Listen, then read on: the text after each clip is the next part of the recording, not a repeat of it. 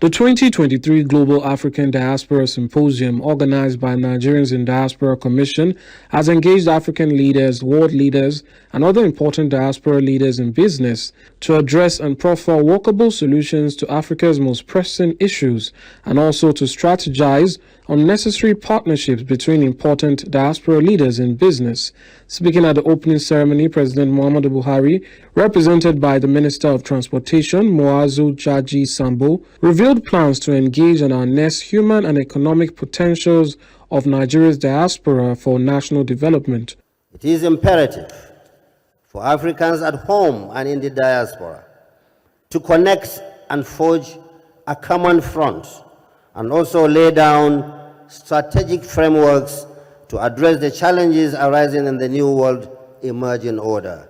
The best approach to connect the diaspora for sustainable development is to harness its vast human and material resources wherever they may be, whether it be within the continent or in the diaspora.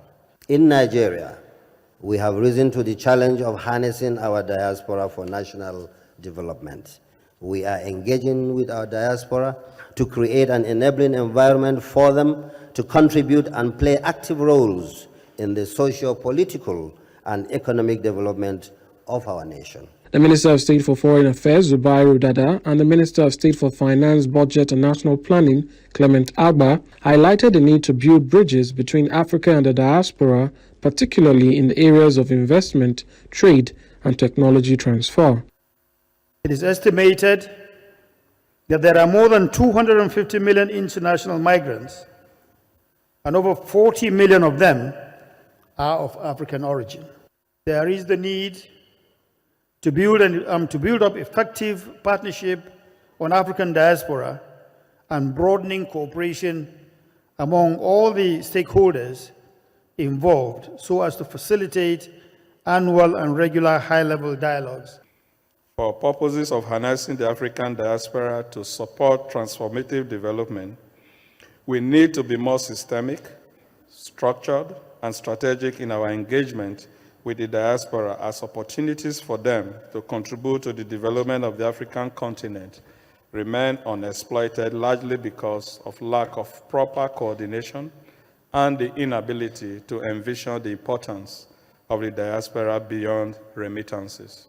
Also speaking, the Chief Executive Officer of Nigerians in Diaspora Commission, Abike Dabri Erewa, explained that the symposium will deepen relations between the African Union, Organization of African, Caribbean and Pacific States, amongst others, in realizing the diaspora as the sixth region of the African Union. Ghana has a huge diaspora they're encouraging, so is Nigeria, so is Uganda, so is Rwanda. So why can't we Africans just tap into these enormous opportunities and potentials? And that is part of the reason why we're gathered here today. As long as the world looks down, or as long as Africa is not developed the way it should be developed, the world will continue to look down on everybody as a black person, whether you're in America or Jamaica. So we have to ensure that we build this continent, and the diaspora can do this. Africans are all over the world developing world economies. Come home and develop your own continent. The president of ECOWAS and other African leaders spoke about key policies to improve economic integration within the continent. ECOWAS recognizes that members of the diaspora, both at individual and collective levels, are important actors in our integration and development projects. For this reason, there is need for continuous evaluation of the extant policies and regulations for enhanced diaspora engagement. I therefore call on these participants to this important conference to help us move from business as usual to a more concrete and actionable diaspora strategy or strategies that will serve both the members of the diaspora and Africa, the homeland.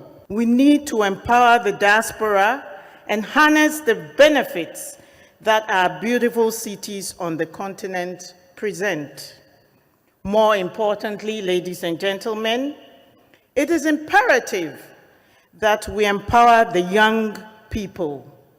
the young people living within and outside the continent, for they form Africa's democratic bulge. This is essential. The youth demand a hearing. They demand policies that shape their prospect. They have a stake in the future, their future. Nigeria became the second African country to host the symposium after Kenya hosted the 2020 edition. The symposium presents an opportunity for Nigeria and Africa to leverage the intellectual and economic resources of its diaspora in developing and addressing key issues that have plagued the continent for years.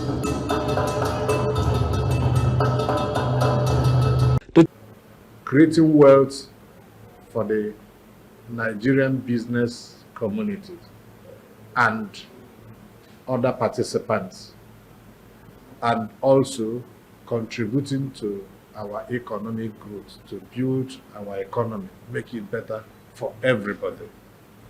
So the exhibition is a well thought out program. What I have for the government is to ask them to pay more attention to technology, to research, to science. That's what drives industrialization. That's what will make us to move forward as a country. We are depending heavily on oil. This is an exhibition on the non-oil sector. We need to diversify, and you cannot effectively diversify if you are not embracing technology, even in your agricultural activities. If you are using tractors, for example, you are embracing, you are applying technology. There are so many things that you can use technology to do. If we embrace technology, it will make our life easier and make us more productive. We intend to move it further. And that is what we have always done with our exhibitions. Connecting people, following through to make sure that the engagements are sustained and partnerships are formed. And from those partnerships that new businesses cropped up. Now, this exhibition is in various segments. We have the exhibition part of it, we have the conference part of it, and the training part of it. We know that technology, whether it's ICT or normal technology, is what drives the economy and rules the world these days. And you cannot be talking about building your economy or achieving economic growth when you are not paying good attention to technology, research, and science.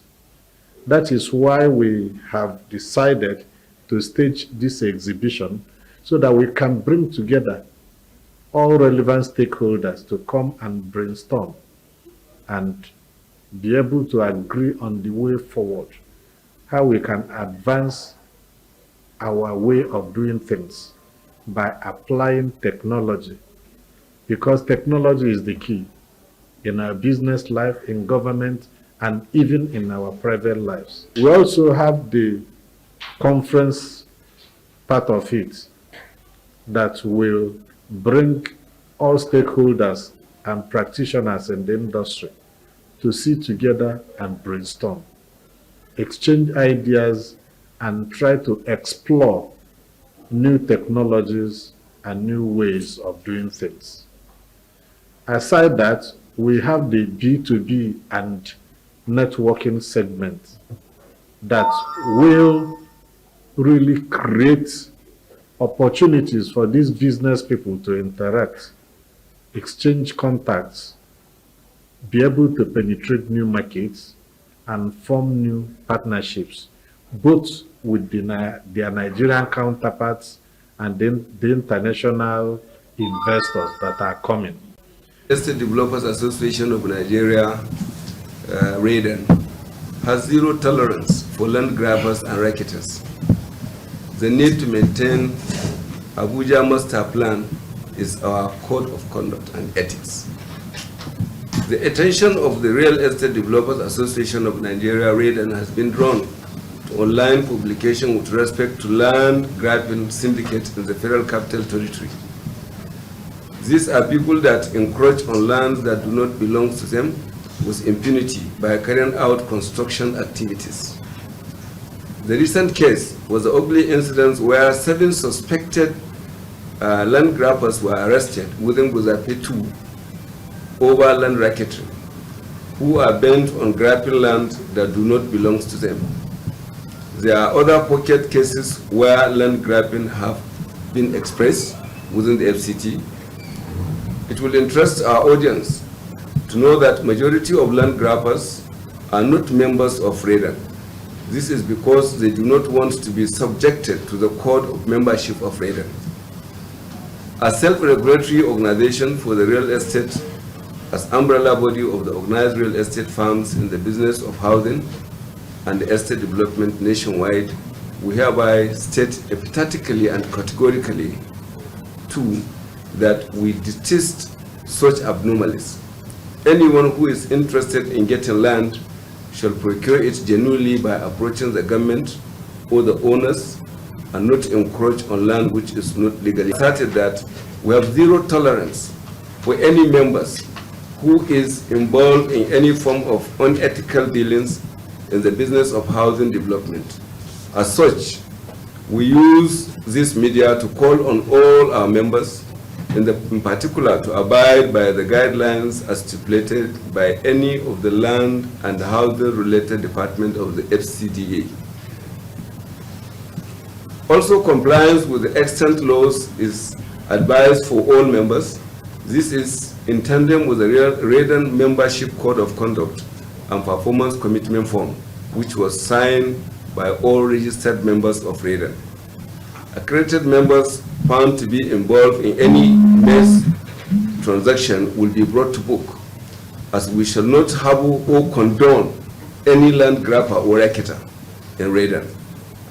Paramount amongst our concern in the FCT is adherence to the maintaining the Abuja Master Plan as designed and reviewed by the Federal Capital Territory Administration. The Federal High Court in Maitama, Abuja arraigned Bola Audu and 3 others in 2021 by the National Agency for Prohibition of Trafficking in Persons for human trafficking and exploitation of vulnerable persons, and thereafter expelled for anti-union activities. In a communique issued at the end of the meeting of unit chairmen of the association in the ministries, departments and agencies in Abuja, the association stated that after extensive and exhaustive deliberations, Bola Audu Innocent remains expelled from the union. The decision was made in light of his anti-union activities and his arraignment. Solidarity forever, for the union makes us strong. Victory, there is victory for us. Victory. In view of the foregoing, the meeting resolved as follows. 1. That the outcome of the prosecution of Bola Audu Innocent and 3 others by NATIP has no effect whatsoever on the Association of Senior Civil Servants of Nigeria, as the union was not a party to the court processes. 2. That Bola Audu Innocent remains expelled from the Association of Senior Civil Servants of Nigeria. That Bola Audu Innocent should be advised to wait for the outcome of his suit pending at the National Industrial Court, Abuja, wherein he is challenging his expulsion as a member of the Association of Senior Civil Servants of Nigeria, and not to take the laws into his hand, because Nigeria is a law-governed society, and that Bola Audu Innocent remains expelled from the union. That the entire...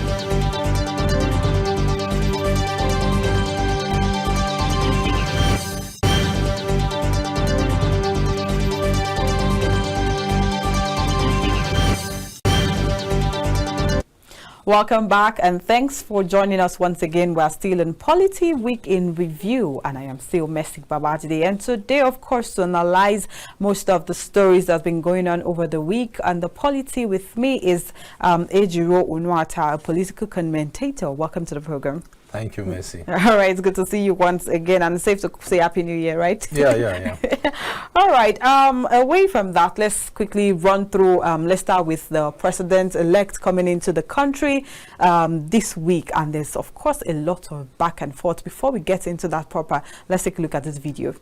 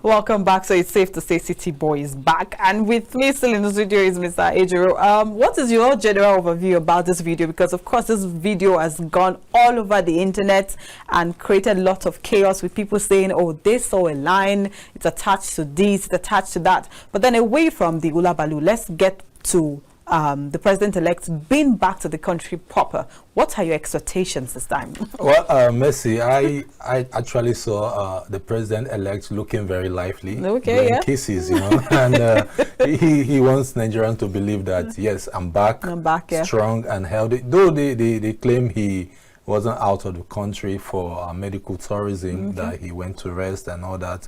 Yes, at this point, what we want to see now is at least get some ideas from some of the contestants who didn't make it through. Yeah. Some of these ideas that are workable, like the idea of Peter Obi, who says he's going to make Niger State. You know, Niger State has a very landmark of land where people can go into farming and all that. He says he's going to turn Niger State into a farming hub. Yeah. All right. So he can borrow that idea. Alhaji Atiku Abubakar equally say he's going to privatize the refineries. So these are ideas that are workable. You can actually borrow from those ideas.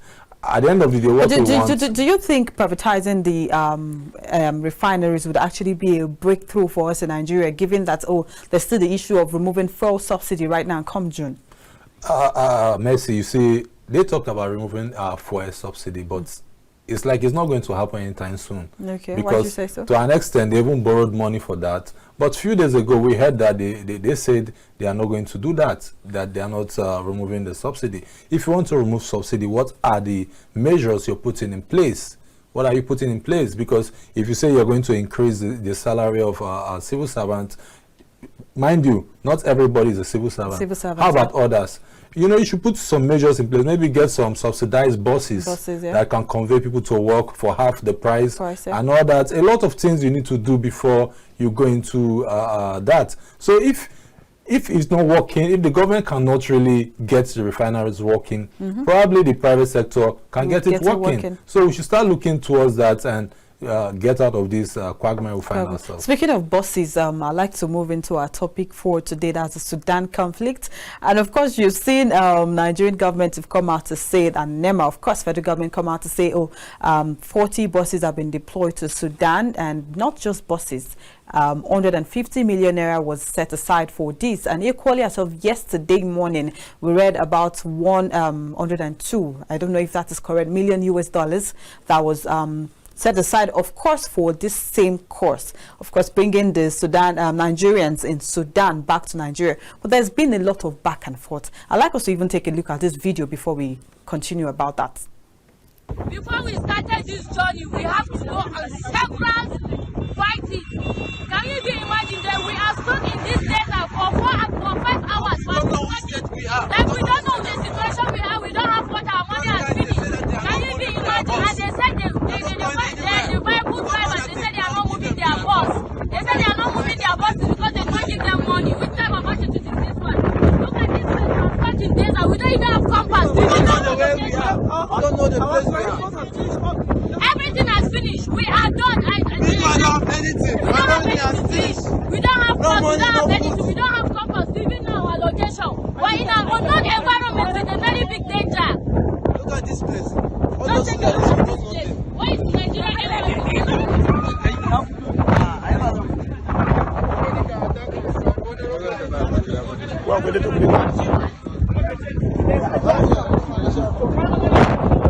Before we started this journey, we have to go on several fighting.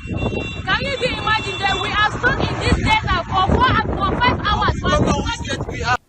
Okay, yes, before we went on that quick break and we saw the video, I was talking about Sudan conflict and then bringing Nigerian students back into, not just students. And before the show started, you made mention of 3 million Nigerians that are in Sudan, which begs the question, my number one question, why are they in Sudan? Of course, we cannot hold people accountable to where they are traveling to or where they want to go to, where they choose to go to. It could be for educational reasons, and we've given that ASU, of course, is not helping Nigerian students now. But then now let's look at it comes in two angles for me, and my question goes, do you think Nigerian government did well, given that, one, they sent out 40 buses for 150 million naira?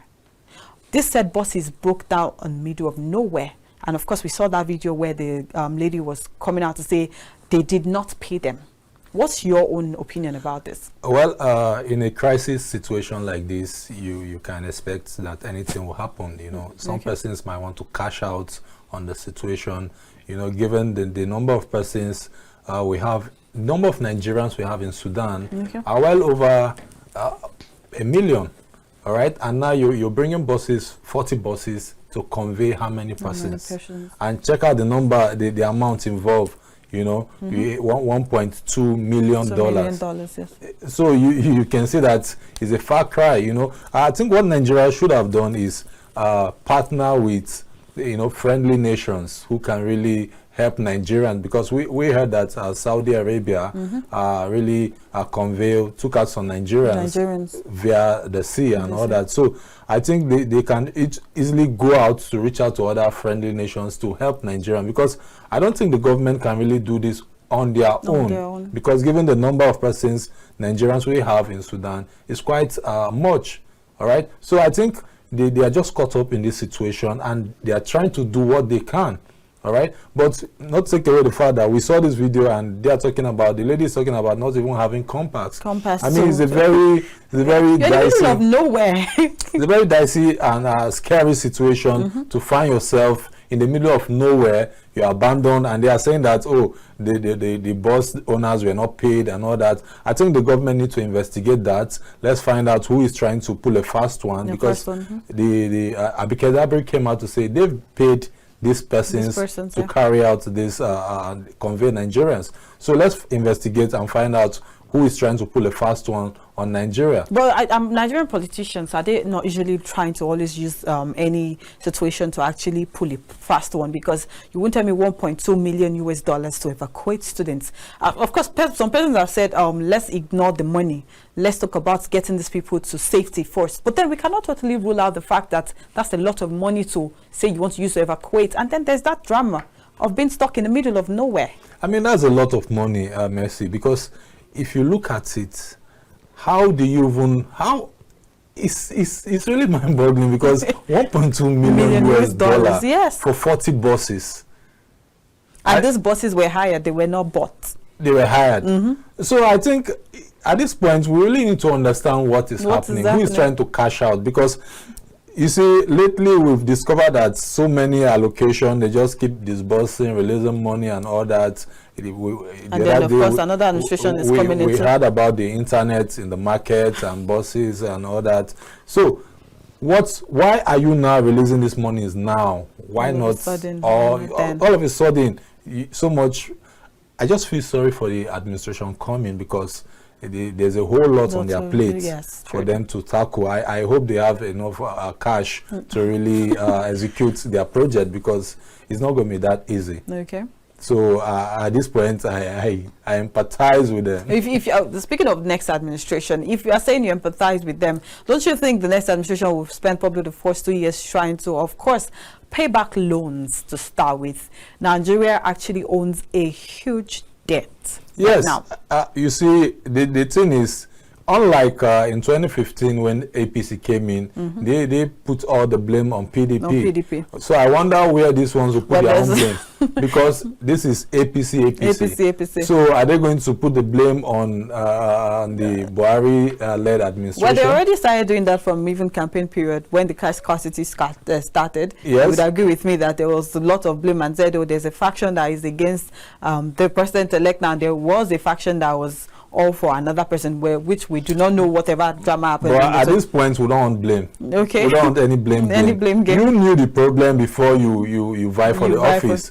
So it means you have solution to these problems. Okay. What we want to see is solution. At the end, Nigerians just want a better life. A better life, yes. You know, we want to go to the market and you're able to get stuff for yourself without spending through your nose to purchase what you want to get. So if you're coming into power, you know what the problems are, and you told Nigerians you can fix Nigeria. It's a renewed hope, right? We want to see that hope. To see that hope. If you're talking about renewed hope for this present administration, I remember we had a guest some time back, and then they spoke about moving the same people over and over again in power. Do you see something like that happening for the next administration? It could happen because basically recycling. Yes, because these are the same persons who campaign for the president-elect. So you don't expect that when he comes to power, he will push them aside. No. As a matter of fact, we saw that right now the battle going on in the Senate, and all that, of course, you know. So some persons were even trying to cajole or trying to misinform the president-elect that, oh, they've arrived at a particular consensus candidate from a particular region, and he said no, we are going to leave this open for the South. So these are the same persons, all right? So except that he's an experienced politician, so probably his experience will come to play, all right? But I wonder what kind of magic he's going to do, because you are still using the same persons you want to achieve something different. How would that be? Well, miracle no detire Jesus, they say. And now let's still talk about the Sudan conflict and the federal government's response to it. Do you think there should be a better way to actually handle this, given that, of course, we have NEMA?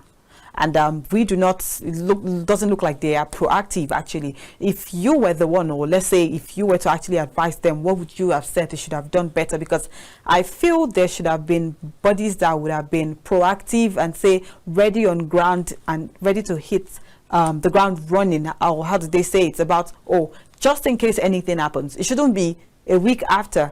Because as of last week, they've said they were not ready to evacuate the students. It was, I feel, until EPI's boss came out to say, he was ready to move them. That was when Nigerian government all of a sudden remembered that, we need to do something. Well, talking about EPIs, it's quite commendable that we've seen EPIs always coming out for Nigerians whenever there's an issue.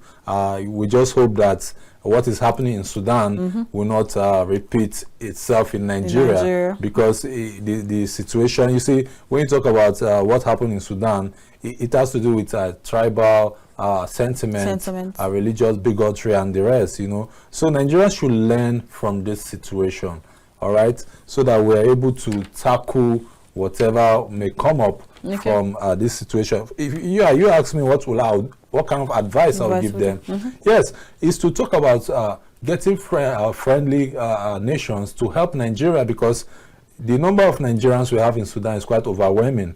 So I don't think the federal government can really tackle or bring out all Nigerians out of Sudan alone. You know, there are other countries that could help.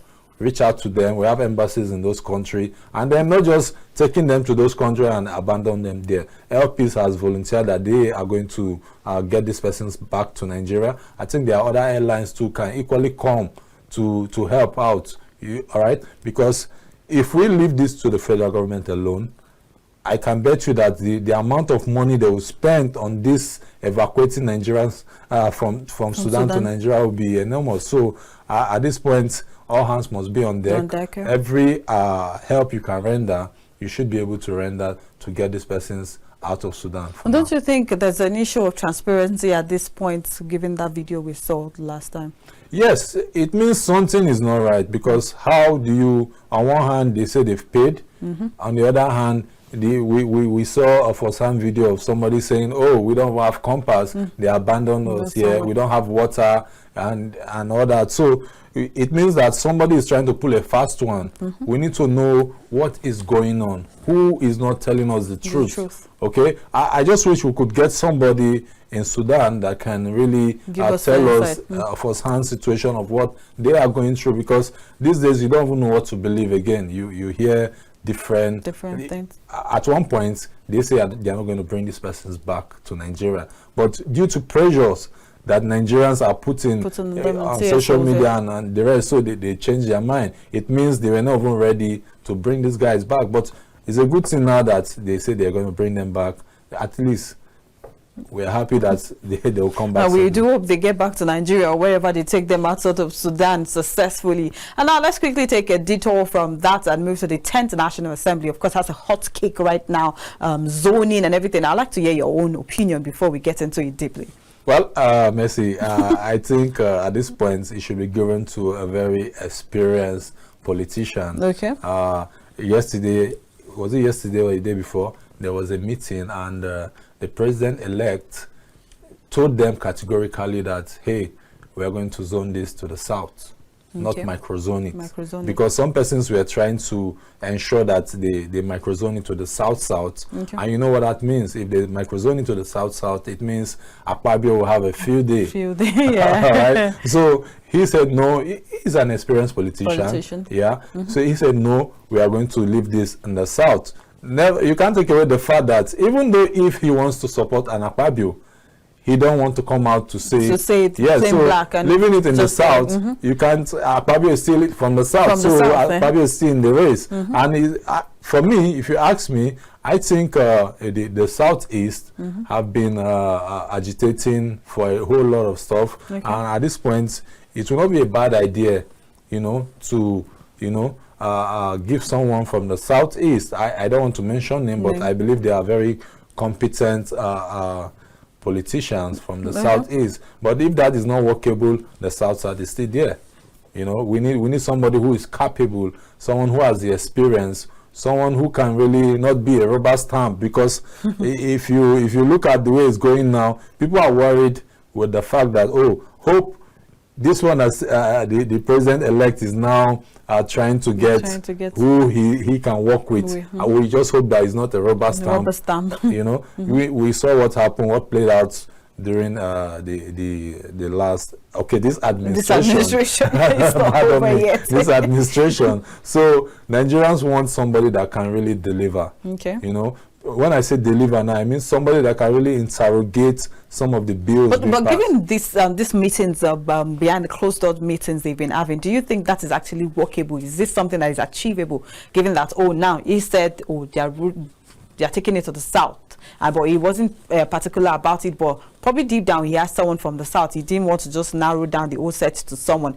Do you think this is workable? Not having someone that is just going to be rubber stamp, someone that the president can just call and say, I need this done. Boom. It's done. Yes, it's workable. It's workable because given the fact that Tinubu is a very experienced politician, he knows his onion, and I believe he probably must have known who he wants to become the Senate president. He don't. As time goes on, he's going to let that off his sleeve, and we know who that person is. All right. But for me, I think we should have somebody who will not just play into the hands of the president-elect, because we need someone who can interrogate whatever bill they are bringing on for the sake of Nigerians. Because at the end of the day, we don't just want you to just press it down our throat. Anything you bring is approved. Because we saw what happened during the Saraki era, and we saw the back and front and the interrogation and all that. So I think if the president-elect is not careful with the way he goes about this, someone might just pull a fast one. On him. Speaking of Saraki era, I feel like was he going to be because he was probably not of the ruling party? That's why there was a lot of back and forth. And if such happens, should there be an issue because I'm not from the ruling party, we are not from the same party? That is the main reason why I'm checking all this all over again, not because these bills are meant to actually be they're supposed to be put in place. Usually, who has the majority in the National Assembly? If it's the ruling party, usually they just other party will align and support whoever the ruling party is bringing forward. But as it is now, you saw the impact of the Labour Party. You know, that impact will come to play, will come to bear whether we like it or not. Yes. They too will have a say. You know, so it's going to be a very dicey one, because I don't think the APC will just have everything all to themselves. You know, the Labour Party is there, the PDP is there also to contend with. So at one time, they'll have to extend that handshake to other parties in order to get them to play their card. And at this point, like I said before, they just have to be very smart and careful at the same time, because if they are not very calculative, someone might just extend the handshake to the Labour Party and the PDP, and there's already the synergy between the Labour Party and PDP for the court cases. I mean, never in the issue of Nigeria have we seen the Labour Party, two parties, their vice presidential candidates sitting down to have a press conference against the party. So that's like brand new. You see, this particular election has a lot of record that has been set. You know, like I was telling you before the show, you know, this is the first time we'll have a president-elect that didn't win Lagos, didn't win Kanu and the FCT. You know, it has never happened before. And now we're having this now. So it's a very dicey situation we find ourselves. But at the end of the day, I just hope they are able to do their thing so that Nigeria can move forward, because at the end of the day, what we want is a better Nigeria. Now, speaking of doing their thing, you know, we still have court cases, of course, from different presidential candidates saying, no, it's our mandate we want. What's your own general review about that? Well, the court should decide. And you see, winning a court case has to do with evidence, providing evidence and facts, you know. So if they are able to make their case, come up with facts to prove that the president-elect is not the one that really won the election, why not? At the end, we just want peace. We just want a better Nigeria. We want Nigeria to move forward, okay? You and I are in Nigeria. At the end of the day, if anything happens, some of these guys will jet out and leave us here. Okay. Well, there's still the jackpot syndrome from people. So there's the jackpot syndrome as well too. But to jackpot safe, you still need to have the resources to do that. So that's why you see some Nigerians are even in Sudan. Because some persons just feel they are even tired of the country. They want to go out and all that. You know, politicians, they go for medical tourism and all that. Why not make Nigeria? But speaking of that, I like the fact that you pushed up back to Sudan. Now, if we had cases of ASU, or we had a particular case where ASU came out to say it's a shame that we even have students in Sudan, given that Nigerian economy is far better off than that of Sudan. And then some persons have come out to say, oh, it's glaring. Your 4 years is not your 4 years in the Nigerian educational system. But of course, that's glaring enough. But then do you think traveling, and of course, there's still a stereotype of you didn't school in Nigeria, you schooled outside and you come back to look for a job, or even let's even start from the NYSC that was being conducted, and you see them saying, oh, international students come to the fort, then of course the national students you stay and this part. But then do you think this ASU is actually a major reason why people would go to Sudan, because there's been lots of sight? Well, you need to understand that sometimes if Nigeria don't favor you, someone else can favor you. You see, somebody might be in Nigeria and he's a very poor man. He goes to Sudan. And he's filthy. He's very wealthy because there's an opportunity there. He was able to cash in and make a good cash for himself. And at the end of the day, what do you call it? He's in where? Abroad. Right? Yeah. So he's abroad. So that's why you see, yes, it's quite sad that we have Nigerians going to school in Sudan. But what is the educational system like? Is there a strike? Are they experiencing what we're experiencing in Nigeria? So at this point, it's a wake-up call for our government to even wake up and look at what we have here. Because it's quite appalling that Nigerians are going to Sudan to school. Okay? Yeah. It's quite appalling. So I don't think is something we should really just keep our fingers crossed. The government need to look at the educational system in Nigeria, invest heavily in this system. And that's for the next administration. But because it feels like every administration we have in Nigeria, there's always one back and forth with ASU. Well, the president-elect has told us that 4 years will be 4 years. This time. But and we are going to hold him to his word. How many presidents have we held to their words? Speaking of accountability in Nigeria. What you should understand that now Nigerians are wiser now. Okay. Nigerians are wiser now, and Nigerians are beginning to ask questions. Unlike before where you just say, oh, let everything goes. But now, people will call you out. People will even play out videos of when you make that comment. Okay? They'll put you under pressure. Nigerians are putting pressure now. It's just like they say they are not going to evacuate the students. But with pressure, they change their decision. So Nigerians will ask the president-elect, you said 4 years will be 4 years. There will be no more ASU strike. So we're looking forward to that. We will have a Nigeria where there will be no strike. Given past records of even doing elections, you would agree with me that everyone that actually wants to run for a certain office, they always use this medium or things that they feel like Nigerians need. They use them as bait. Of course, that's going to be the first agenda.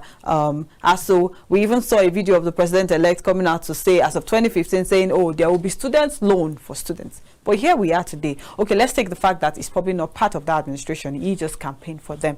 But then shouldn't we be scared of politicians always come out to actually say, I'll do this, I'll do that. And then at the end of 4 years. But then we've seen that, okay, this case or this said election was different. Because, of course, everybody had to sit tight after the presidential election and saw that, oh, the president-elect didn't win Lagos State where you thought it was tied down. So what's your own opinion about this? Because if you're saying we can hold them accountable, it's not all the time.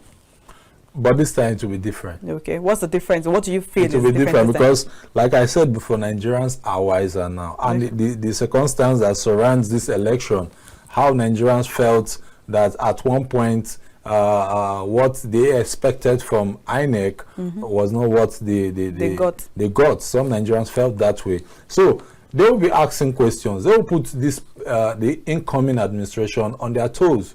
And I hope that the president-elect don't take another 6 months to appoint the ministers because that will be a waste. All right. I hope, because when he traveled out, someone asked him a question when he came back that how far have you gone with your cabinet and all that? He said, oh, he's going to consult. So one is wondering what have he been doing since, he went to rest. Probably I want to believe he has a lot under his sleeve that he doesn't want to let out. Exactly, let out. So at the end of the day, we just want him to kick the game running from day one. Okay. In fact, I want to see him bringing out his cabinet, the list of his cabinet from day one. That will show Nigerians that yes, this man is serious. Prepared. Okay. All right. So like that, it's 3:15 already, and we have like a few minutes to go. What do you have to say to our viewers at home about Sudan conflict, the 10th National Assembly? And before we go, the 10th National Assembly, speaking of zoning, do you think zoning should have actually come to play in this particular matter? Given that, APC said whatever Nigeria wants, they didn't give us.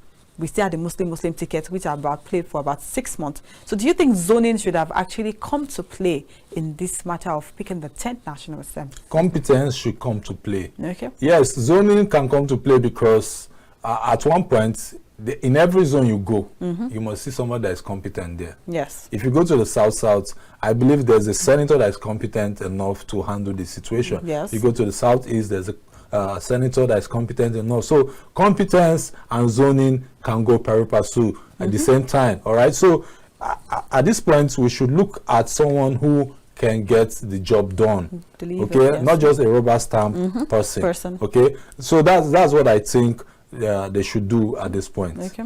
All right. Thank you very much for joining us, Ejiro. Thank you so much. It was nice to have you on the program.